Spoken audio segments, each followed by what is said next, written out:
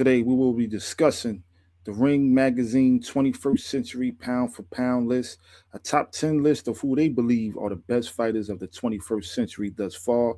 We will be taking a look at that list, breaking it down, seeing whether we agree with that list, and who might even deserve to be on that list who ain't on it. Let's get to it.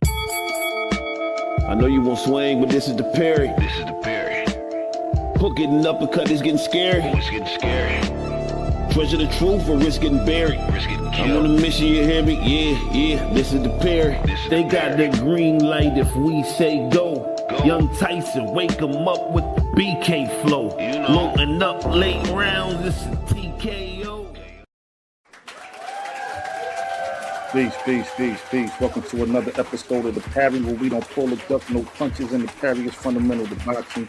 You know I'm Bomani UFG, and welcome back with us. And please jab that like button, uppercut that subscribe button, lead hook that share button, and throw a combination at the notification bell so you can stay updated when we drop new content. And please follow us on all forms of social media that you see right here above me at the Parry 101 on X and on Instagram. So the Ring Magazine has been around almost as long as boxing been around, and they come out with many lists, respectable list, pound for pound list. Pretty much gets updated every so often, which they just did.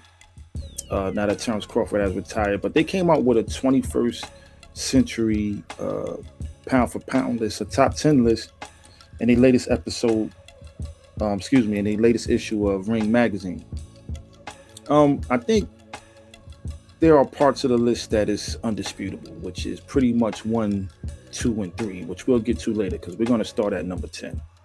But 1, 2, and 3 is pretty much not up for debate. But we're going to look at the rest of the list and see, how we feel about it. Let's get to it.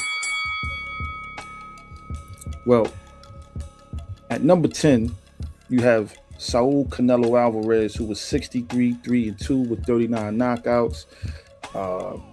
He's been undisputed at super middleweight. He had a title at light heavy, the WBO. At middleweight, he had the Ring, IBF, WBA, and WBC straps. Junior middleweight, he has held the Ring, WBA, WBC, and the WBO titles respectively. And they have Canelo Alvarez at number 10. Some of his notable fights. Well, he won his first title against Matthew Hatton. I think he won by unanimous decision. That's when he won his first 154-pound title, the WBC, in 2011. Also in 2011, he knocked out Kermit Cintron.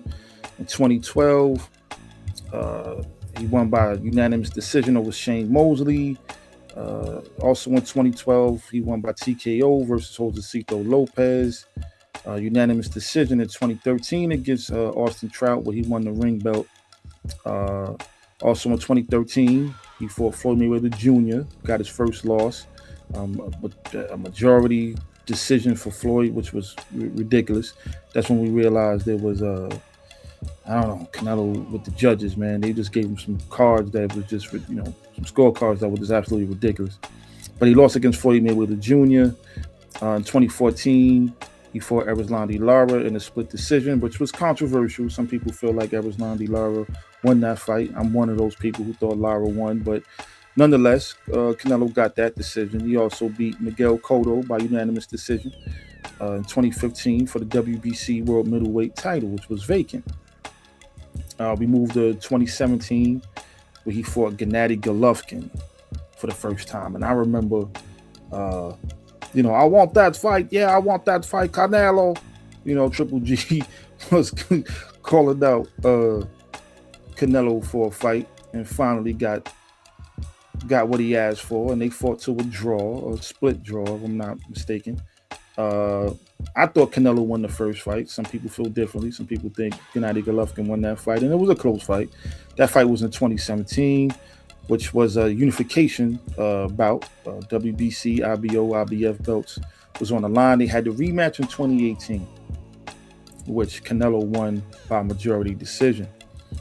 After Gennady Golovkin, Canelo went on to fight Danny Jacobs. In 2019, he won by unanimous decision, and he moved up to light heavyweight and fought Sergey Kovalev for the WBO light heavyweight title in which he knocked him out. Probably was the knockout of the year that year in 2019. He came back down, fought Caleb Plant, uh, won by TKO. That was in 2021. Then he moved back up to light heavyweight, and he fought for a second time. He fought Dimitri Bivol, which he lost by unanimous decision. Clearly, that was in 2022. Then he returned to super middleweight against Triple G again, winning by unanimous decision in the third fight in 2022. Then he fought the 154 pound undisputed champion Jermell Charlo, who moved up to super middleweight to fight Canelo, and he won by unanimous decision by staying on his bike. That was in 2023. 2024, he beat Jaime Munguia and Edgar Berlanga by unanimous decision, and in 2025, he loses to the pound for pound king Terrence Bud Crawford by unanimous decision and got completely dominated. Yeah, so at number 10, we have Canelo Alvarez as the number 10 pound for pound fighter of the 21st century. Moving on to number 9, we got Andre SOG Ward, who's 32-0, 16 knockouts, his notable fights. First fight I remember him in was against Edison Miranda, the hard-hitting Colombian. And then he moved in, he got into the Super 6 tournament in 2009. He defeated Mikkel Kessler, winning the WBA title. He beat Alan Green and also Arthur Abraham and Carl Froch in the finals, becoming a unified WBA and WBC and the ring super middleweight champion. In 2012, Andre SOG Ward, he beat Chad Dawson by TKO. In 2012, he fought Sullivan Barrera. In 2016, beat him by unanimous decision. Sergey Kovalev in 2016, which was, in my opinion, probably the most notable name on his resume. He beat him in 2016 by unanimous decision. And the rematch, well, that first fight had a bit of controversy. Some people thought Sergey Kovalev, because of the knockdown, should have won that fight. I personally thought Andre Ward won the fight. In 2017, Sergey Kovalev got knocked out by Andre Ward in what became Andre Ward's last fight. I don't know how you put Andre Ward's career over Canelo's, but this is the Ring magazine. If it was me, I would probably switch that. I think Andre Ward, I will put him at number 10. I have a hard time putting him above a lot of people on this list. And this is no knock to Andre Ward. It's just really about who was available for him to fight and who he fought in his career. I think the Super 6 tournament was a highlight of his career. There was some great fighters in that tournament. A couple guys withdrew from the tournament, like Andre Durrell, a couple other guys that he never got a chance to fight. But in my opinion, Canelo's resume is a lot more impressive, and also the accomplishments, being undisputed, 2 times at super middleweight, winning the light heavyweight title, and coming up from 154 pounds all the way to light heavy, and winning titles in each division, I think is a hell of an accomplishment. And he also became the face of boxing.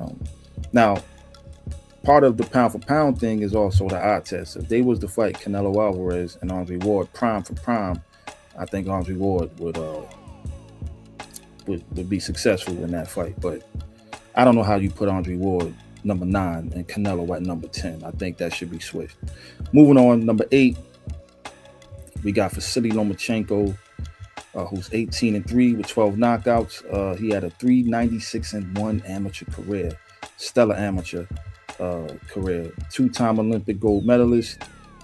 And he fought for the WBO featherweight title in his second pro fight against Orlando Salido, losing by split decision in 2014. His third fight, because I think Salido didn't make weight or something like that, so he wasn't able to actually win the title. But by winning the title still remained vacant. So he had got another chance at a title fight. His third fight, he gets another shot against WBO featherweight world title against Gary Russell Jr., winning by majority decision in 2014. Some more notable names. on his resume. You got Roman Martinez, who he knocked out in 2016. He went on a little streak here, but he was making guys quit in the corner. You got the Jamaican Nicholas Walters, made him quit in his corner. The Axeman, Jason Sosa, who retired in his corner. And also what was looked at as a dangerous fight for Lomachenko, who a lot of people probably wasn't even picking him in this fight, myself included, was when he fought the Cuban amateur and superstar Guillermo Rigondeaux, making him quit in his corner. And then in 2018, he goes on to knock out the hard-hitting Jorge Linares. He beat Jose Pedraza by unanimous decision. In 2018, he knocked out Anthony Crolla, beating Luke Campbell in 2019 by unanimous decision. Then he takes his, I believe, his second loss of his career against Teofimo Lopez, losing by unanimous decision in 2020. He goes on to beat Richard Comey and Jermaine Ortiz in 21 and 22 by unanimous decision, and then loses his third fight against Devin Haney in 2023, who went on to become the undisputed lightweight champion. Because I think Devin Haney was Lomachenko's mandatory for many years, and he ducked that fight for many years. Finally, they take it in 2023 and loses. And then he knocks out, in his final fight, he knocked out George Kambosos in 2024. Will we see Lomachenko back in the ring? I don't know, but they got him at number 8 on the top 10 pound-for-pound list for the 21st century. Number 7. Now, this is where it gets weird for me, because you got Bernard Hopkins, the executioner. Bernard Hopkins at number 7. Who he turned pro in '88, and his career really didn't start to dominate and really start making a name for himself until about 2001, somewhere around there. He went on a hell of a run, and a hell of an impressive run in a Hall of Fame career from 2000 on to his retirement somewhere around 2016. He went on an impressive run. I don't know how you put Bernard Hopkins this low on this list, given what he has done just in the 2000s alone. Bernard Hopkins' record was 55-8 and 2 with 32 knockouts. 2001, he put the first loss on one of my all-time favorite fighters' career, Felix Tito Trinidad, knocking him out in 2001. He beat William Joppy by unanimous decision in 2003. Knocked out the Golden Boy and his future business partner Oscar De La Hoya by knockout in 2004. Split decision loss to Jermaine Taylor, and I remember that fight. That was somewhat controversial as well. I thought Jermaine Taylor actually won that fight closely, but a lot of people felt Bernard Hopkins won that fight. But Jermaine Taylor beat him by split decision, and then he lost again to Jermaine Taylor in a rematch by unanimous decision, both being in 2005. 2006, he beat Antonio Tarver, former light heavyweight champion. He beat Winky Wright by unanimous decision in 2007, losing to Joe Calzaghe in 2008, which I felt if he threw more punches, he would have beat that fight. That was the I'll never lose to a white boy. I'll never lose to a white boy. I would never let a white boy beat me. I would never let a white boy beat me. I would never let a white boy beat me. I would never let a white boy beat me. I'll never let a white boy beat me. He let that white boy whoop his ass. Going on to fight Kelly Pavlik next in 2008, winning by unanimous decision.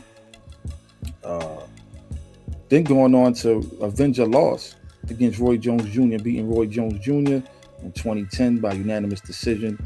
Also fighting Jean Pascal, beating him by majority decision, and then the rematch by unanimous decision in 2010 and 2011 respectively. No contest against Chad Dawson, and then losing in the rematch to Chad Dawson in 2012, and then going back regaining his title in 2013 against Tavorius Cloud, and then losing to Sergey Kovalev and Joe Smith Jr. to end off his career. Having Bernard Hopkins at number 7 to me is a bit egregious. again, on the list, but the 1, 2, and 3 is non-debatable. I would have snuck Bernard Hopkins somewhere around number 4, not number 7. Like all time, like 21st century pound for pound list, and you got Bernard Hopkins at number 7. Well, let's keep going through the list. Let's look at some of the fighters that they have above a fighter with the career of Bernard Hopkins. Number 6, you got Roman Chocolatito Gonzalez, 53-4 with 42 knockouts, and from 2005 to 2016, to 2016, he went undefeated and started his career off 46-0 with a 16-fight KO streak to start his career. That's pretty dominant, like 46-0, 16 straight knockouts. But then he ran into, some of these names are a bit, when you get down to the super flyweights and bantam weights, like a lot of them guys come from Thailand and they got all these crazy. I cannot say this dude's name for the life of me, but I do remember the fight. Rung Fasai was the last name. Rung Fasai, who he lost to, got his first loss by majority decision in 2017, and then in the rematch got put. His power got shut off, cut off the lights, lost by knockout, devastating knockout at that. In the rematch in 2017. He also lost to Juan Francisco Estrada, one of the greatest bantamweights and flyweights to ever do it, in my opinion. Juan Francisco Estrada, he lost to him in 2021 and 22 by split decision and majority decision, respectively. I respect Roman Gonzalez, man, but number 6 over Bernard Hopkins is a bit much. I get the 46-0 start, 16-fight KO streak. I get all that, but nah. I'm not putting him over Bernard Hopkins. At number 5, you got Naoya Inoue, who just fought this past weekend in the Ring 5 card against my homeboy name is escaping me right now. Picasso. And he pretty much dominated from beginning to end in that fight, but wasn't his best performance. But Naoya Inoue, the monster from Japan, is 32-0 with 27 knockouts, undisputed in 2 divisions. And his key fights, he had the fight against Nonito Donaire in 2019, which it was a good fight. I think it was like up for fight of the year as well, if I'm not mistaken. In 2019, he fought Nonito Donaire, of course, the legend. Hall of Famer, soon to be Hall of Famer if he's not already. Beat him in 2019, and then he also knocked him out in a rematch in 2022. He also beat Stephen Fulton in 2023, knocking him out in devastating fashion. A highlight reel knockout, which it was up for question how he would do with somebody with the style of a Stephen Fulton. Good Philly fighter, world champion, but he destroyed him pretty much and dominated the fight, knocked him out, and then also knocking out Louis Neri in 2024. I think Inoue's career is still ongoing. I don't know how you put him at this point over somebody like Bernard Hopkins. I get it. He's probably pound for pound number 1 and number 2 at this current moment, but of the 21st century, over Bernard Hopkins, I'm still puzzled by some of the names on this list and where they ranking them. All right, number 4, they got Alexander Usyk. We know who was 24-0 with 15 knockouts, the former cruiserweight undisputed champion, also an Olympian. Had a hell of a amateur career himself, something similar to Lomachenko. Both being Ukrainian, both Olympians, both gold medalists. Like I said, undisputed at cruiserweight. 2-time undisputed champion at heavyweight, beating the likes of Tyson Fury twice. He beat Anthony Joshua twice, Daniel Dubois twice, all former heavyweight champions. I would probably move Usyk somewhere around 5, maybe push Inoue down somewhere, and just to give that 4th spot to Bernard Hopkins. I still think this is crazy, but of course at number 3, 2 and 1, we got Terrence Bud Crawford at number 3, Manny Pacquiao at number 2, and of course Floyd Money Mayweather being the 21st century pound for pound king, and I think that is not even up for debate. So again, 1, 2, and 3, I don't have a problem with. Number 4, I think can be adjusted.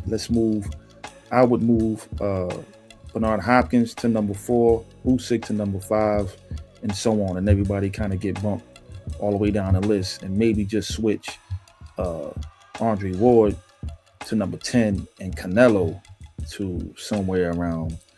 I don't even understand how you have Inoue over Canelo or Roman Gonzalez over Canelo. Like, to be honest, and I'm no Canelo fan, but I'm not a Canelo hater either. I'm a fan of boxing, and just what Canelo has achieved in his career, having him at number 10, especially coming from Ring Magazine, it's kind of puzzling to me. But I wouldn't put Andre Ward's career over Canelo's career. I wouldn't put Roman Gonzalez's career over Canelo's career, or even Inoue. Now, there's an argument for Usyk. Being undisputed heavyweight champion twice is a hell of an accomplishment for anyone. And of course, Terrence Crawford, Manny Pacquiao, Floyd Mayweather, I don't think that's really up for debate. So that's the Rings Magazine list, 21st Century Pound for Pound list. What do you think? Put your opinions down in the comment section. Let me know if somebody missing off the list, like a Juan Manuel Marquez. I think should probably be somewhere on this list. The list ain't perfect, but what do you guys think? You guys, y'all, again, I got to jab that like button, uppercut that subscribe button, lead hook that share button, and throw a combination at the notification bell so you can stay updated when we drop new content. And remember, this is the Parry, where we don't pull or duck no punches, and the Parry is fundamental to boxing. Until next time, we up out of here. Peace. Actually, now we're going to show you how to catch the jab. Actually, in boxing, it's called parrying.